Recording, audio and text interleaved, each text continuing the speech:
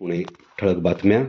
भारताची मूळ संस्कृतीच लोकशाही आणि सहिष्णुतेच्या मूल्यांवर आधारित असल्यामुळं भारतात लोकशाही चांगल्या प्रकारे रुजली असं मत मुख्यमंत्री देवेंद्र फडणवीस यांनी व्यक्त केलं. संस्कार भारतीच्या अखिल भारतीय वार्षिक सर्वसाधारण सभेच्या उद्घाटन सत्रात प्रमुख पाहुणे म्हणून ते काल नागपूर इथं बोलत होते.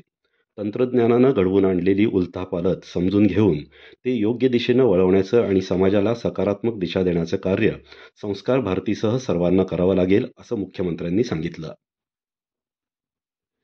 नाशिक जिल्ह्यात त्र्यंबकेश्वर इथं कुंभमेळ्यासाठी सुरू असलेल्या कामांना गती देण्याचे निर्देश राज्याचे मुख्य सचिव राजेश कुमार यांनी काल रामकुंडसह विविध स्थळांची पाहणी केल्यानंतर दिले. 2027 हा कुंभमेळा होणार आहे. त्यांनी द्वारका परिसर, अमृत स्नान पर्वणी मार्ग, रामकुंड, श्री काळाराम मंदिर, सीता गुंफा, स्मार्ट सिटी नियंत्रण कक्ष आदी ठिकाणी भेट देऊन पाहणी केली. कोल्हापूर इथल्या अंबाबाई मंदिरातील दक्षिणायन किरणोत्सवात मावळत्या सूर्याच्या किरणांनी काल देवीच्या चरणांना स्पर्श केला. हा किरणोत्सव पाहण्यासाठी भाविकांनी मोठी गर्दी केली होती.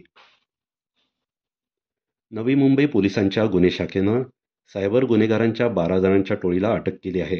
या कारवाईत 52 mobile, 7 laptop, 9 debit card, 64 bank passbook, वाहन इत्यादी साहित्य जप्त करण्यात आलं. प्रतिबंधित ऑनलाईन गेमिंगद्वारे फसवणूक करणाऱ्या या टोळीनं आतापर्यंत अंदाजे 84 कोटी रुपये लुबाडले आहेत.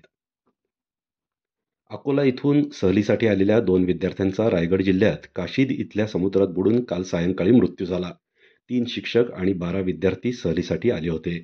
पाण्याचा अंदाज न आल्यानं 3 मुलं पाण्यात वाहून गेली. यापैकी एका विद्यार्थ्याला वाचवण्यात आलं. त्याच्यावर अलिबाग इथल्या सरकारी रुग्णालयात उपचार सुरू आहेत.